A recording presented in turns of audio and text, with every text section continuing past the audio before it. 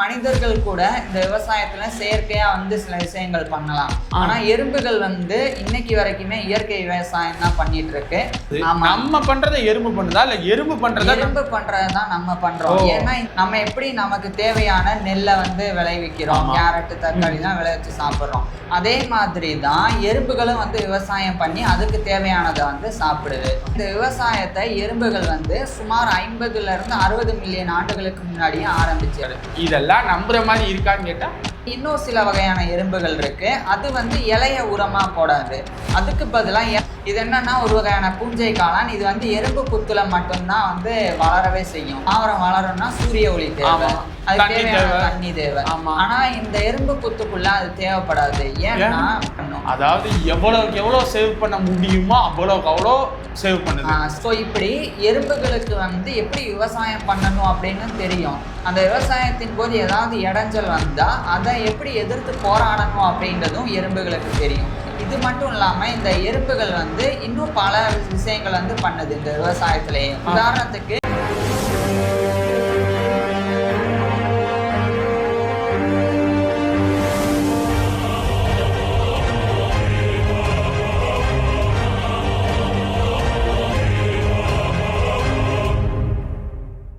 மனிதர்கள் எப்படி மாடை பயன்படுத்துறாங்க, எப்படி அதை வச்சு காசு ஆக்குறாங்க, விவசாயம் பண்றாங்க. இன்னும் சில வீட்டுல மாடை தெய்வமாகவும் வணங்குறாங்க. அதே மாதிரி அதுக்கு ஈக்குவலா எறும்பு ஒரு பூச்சியை பயன்படுத்தி அதுக்கு தேவையான தேனை வேலை பார்த்து குடிக்க வைக்குது. அதாவது சிம்பிளா சொல்லணும்னா ஒரு எறும்பு ஒரு பூச்சியை வேலை வாங்குது, அந்த பூச்சி வேலை பார்த்து இந்த எறும்புக்கு ஒரு தேன் சேகரிச்சு கொடுக்குது. கரெக்டா? இத போன வீடியோல பார்த்தோம். இதுவே அப்படி ஒரு சுவாரஸ்யமா இருந்துச்சுன்னு சொல்லி நிறைய பேர் சொல்லியிருந்தாங்க. இந்த வீடியோல அதை விட சுவாரஸ்யமா ஒரு எறும்பு விவசாயம் பார்க்குது அப்படின்னு சொல்லி கூட்டு உட்கார வச்சு கேள்வி கேட்க சொல்லியிருக்காரு. இதெல்லாம் நம்புற மாதிரி இருக்கான்னு கேட்டா நம்பலாமா? நம்புற மாதிரி தான் இருக்கு. அது நம்புற மாதிரி இல்லைன்னா கூட இதுதான் உண்மை. எப்படி இல்லை எப்படின்னா நிறைய வகையான எறும்புகள் இருக்கு. நான் ஏற்கனவே சொல்லியிருக்கேன் 13,000க்கும் மேற்பட்ட எறும்புகள் கண்டுபிடிக்கப்பட்டிருக்குன்னு. அதுல 250 வகையான எறும்புகள் விவசாயம் பார்க்கும். உண்மையிலே விவசாயம் பார்த்து நம்ம எப்படி நமக்கு தேவையான நெல்லை விளைவிக்கிறோம், கேரட் தக்காளி தான் விளைவிச்சு சாப்பிடுறோம். அதே மாதிரி தான் எறும்புகளும் விவசாயம் பண்ணி அதுக்கு தேவையானதை சாப்பிடுது. அது எப்படின்னா இப்ப உதாரணத்துக்கு அந்த 250 வகைகள்லயே லீஃப் கட்டர் ஆண்ட்ஸ் அப்படின்னு ஒரு வகை எறும்பு இனம் இருக்கு. அது என்ன பண்ணும்னா இலைய வட்டமா வெட்டும்.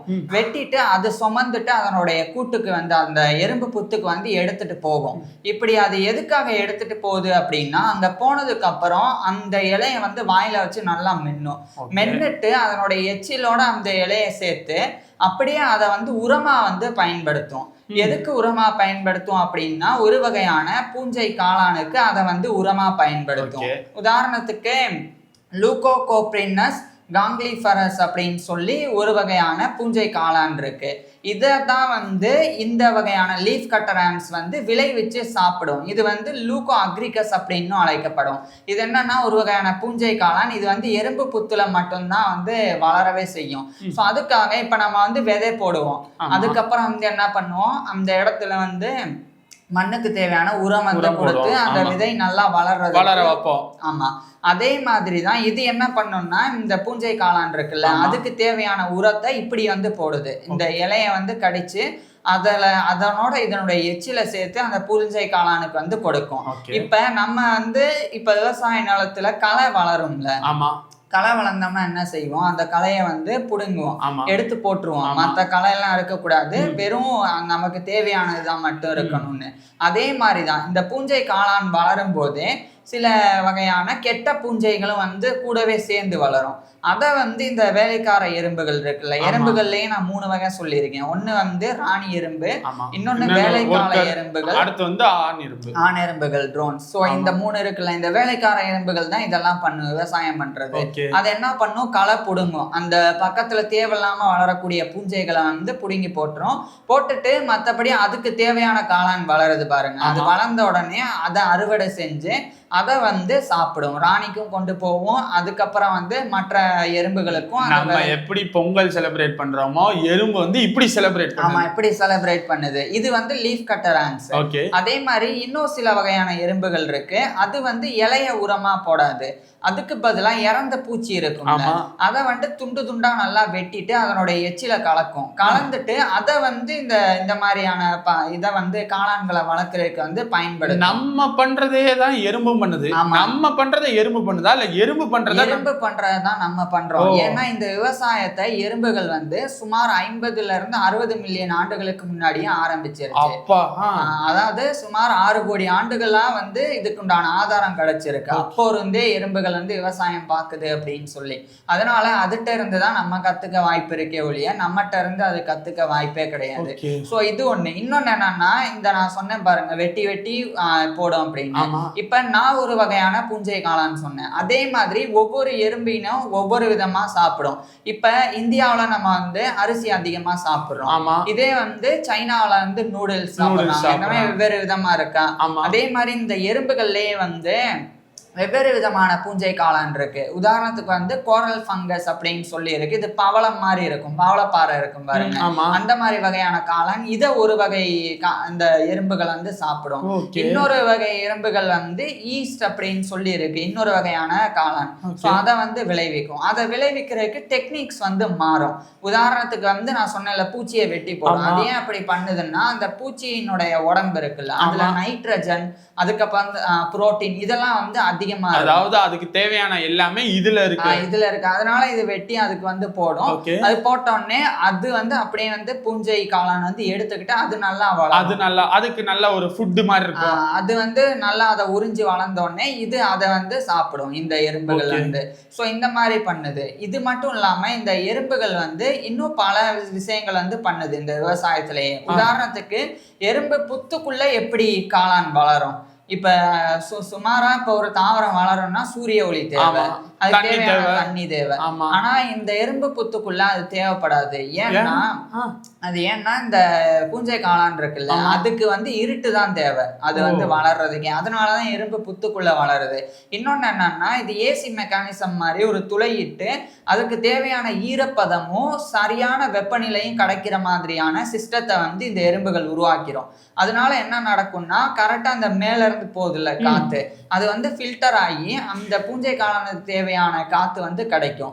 இப்போ ஒருவேளை அந்த எறும்பு புத்துக்குள்ள ஈரப்பதமே குறைஞ்சிருச்சு, பயங்கர வெயில் அடிக்குதுன்னா, அப்ப இந்த எறும்புகள் போய் தண்ணியை குடிச்சு சோசியல் ஸ்டமக் அப்படின்னு ஒரு வயிற்று பகுதி இருக்கு, அதுல அந்த தண்ணியை சேகரிச்சுட்டு வந்து அதை வந்து இந்த பூஞ்சை காளான்கள் மேல வந்து தெளிச்சு அதை வந்து வளர வைக்கும்.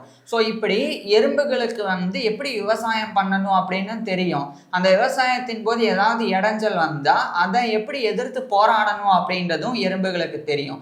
ஆக மொத்தத்துல பார்த்தா மனிதர்கள் கூட இந்த விவசாயத்துல செயற்கையா வந்து சில விஷயங்கள் பண்ணலாம். ஆனா எறும்புகள் வந்து இன்னைக்கு வரைக்குமே இயற்கை விவசாயம் தான் பண்ணிட்டு இருக்கு. அதுக்கு தேவையான விளைச்சலை அதுவே ரொம்ப நல்லா பார்த்து முப்போகமும் விளையுது.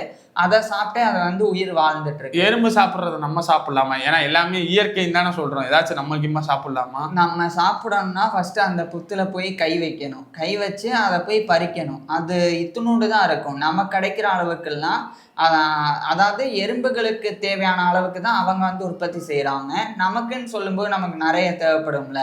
அதை விட நம்ம எதைத்தான் விட போறோம்? ஏற்கனவே நிறைய காளான் நமக்காகவே இருக்கு. அப்படி இருக்க இன்னும் உங்களுக்கு அந்த எறும்பு அதனால இல்லைங்க கேளுங்க. ஏன் அதை சொல்றேன்னு கேளுங்க. இப்ப நீங்க சொன்னீங்கல்ல, எறும்பு வந்து இயற்கையா பண்ணுதா அப்படின்னு சொன்னீங்கல்ல. அப்ப நம்ம இயற்கையானதை எடுத்து சாப்பிடலாமே, அதனால கேட்டனே தவிர்த்து எறும்பு சோத்துல போய் நான் கையை வைப்பேனா மண்ணள்ளி போடுவேனா சட், அதனாலதான் கேட்டேன். ஓகே, இப்ப நீங்க இது இப்ப இந்த மாதிரி பண்ணதில்லை. இன்னொன்னு என்னன்னா, இந்த விவசாயம் பண்ணும்போதே சில வகையான இந்த பூச்சிகள் இருக்கு, அதுவே வந்து சில பாக்டீரியாஸ் வந்து திங்கும். அந்த மாதிரி பூச்சிகளை கூட இது வந்து கொண்டு வந்து போட்டு அந்த பாக்டீரியாக்களை கிளீன் பண்ண விடும். அதே மாதிரி இதுவும் வந்து கிளீன் பண்ணும்.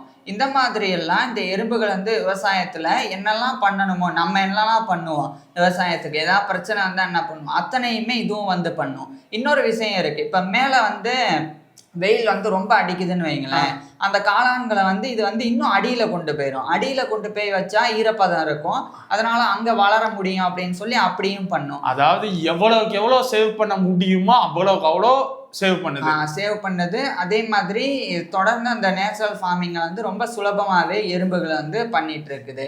ஸோ இதுதான் வந்து எறும்புகள் விவசாயம் பண்றது. இது நம்ப முடியல அப்படின்னா கூட இது உண்மைதான், நீங்க தேடி பார்க்கலாம். அதாவது நேரடியா போய் எறும்பை தேடி பார்க்க சொல்ல, இது சம்பந்தமா வந்து தேடி பார்த்தா உங்களுக்கே தகவல். நல்ல வேலை சொன்னீங்க. நான் கூட தேடி பாருன்னோடனே சரி எறும்பு புத்துக்குள்ள போய் ஏதாச்சும் காளான் கீழான் இருக்கா அப்படின்னு அப்படி யோசிப்பட்டு அப்படி வேண்டாம். ஆமா சரி ஓகே. இப்ப நீங்க சொன்னீங்கல்ல, இதெல்லாம் வச்சு பார்க்கல ஒரு மாதிரி எக்ஸைட்மெண்ட்டா போகுது. இந்த எக்ஸைட்மெண்ட் கூடயே அந்த எறும்பு புத்து கதைக்குள்ள வருவோம். எனக்கு எறும்பு புத்துக்குள்ள என்ன இருக்கு அப்படின்றது எனக்கு தெரியணும். அத அடுத்த வீடியோல பேசுவோம். ஓஹோ, ஆஹா, சீரியல்ல தொடரும் போடுற மாதிரி இவர் தொடரும் போட்டாரா? அடுத்த வீடியோல எறும்பு புத்துக்குள்ள என்ன இருக்கு? ஏன்னா ஒரே ஒரு விஷயம் சொல்றேன், எறும்பு புத்துக்குள்ள வந்து ரெஸ்ட் எடுக்கிறதுக்கு தனி தென்னை மாதிரி இடம் இருக்கு, கெஸ்ட் ஹவுஸ் மாதிரி. அதுக்கப்புறம் வந்து இதுவும் இருக்கு, என்ன சொல்ற, டிராபிக் கண்ட்ரோல் இருக்கு, அதெல்லாம் மெடிக்கல் சென்டர். என்ன அடுத்து அதான் சொல்ல வேண்டியதான, என்ன பார்ட்டிக்கு கிளப் இருக்கு அந்த மாதிரிலாம் எதுவும் இருக்கா? அதெல்லாம் அதுல பார்ப்போம். ஓ அதான் ஒன்னு சொல்லிடுவாரு, நம்ம ஒரு கேள்வி கேட்டா அதை அடுத்ததுல பார்ப்போம் மாதிரி. ஏங்க அப்படி இருக்கீங்க? அப்பதானே மக்களுக்கும் ஒரே விஷயம் நம்ம பார்த்துட்டே இருக்கும்போது எல்லாத்தையும் ஒரே இதுல சொன்னா மறக்கும், அந்த மாதிரி இருக்கு. ஸோ இது சின்னதா இப்படி போவோமே, இப்படி போனா கூட ஈஸியா இருக்கும் மக்களுக்கு புரிஞ்சுக்கிறது. அதெல்லாம் கிடையாது, சீரியல் பார்த்துட்டு தொடரும் போடுறாரு. சரி ஓகே, உங்களுக்கு ஏதாச்சும் ஒன்று இருக்கும்ல எறும்பு கூட, அதை வந்து கீழே கமெண்ட் பண்ணுங்க. அதே மாதிரி இப்பயே சொல்லிட்டோம் எறும்பு புத்துக்குள்ள என்ன இருக்குன்ட்டு, அதை அடுத்த வீடியோல வந்து பார்ப்போம். தேங்க்யூ.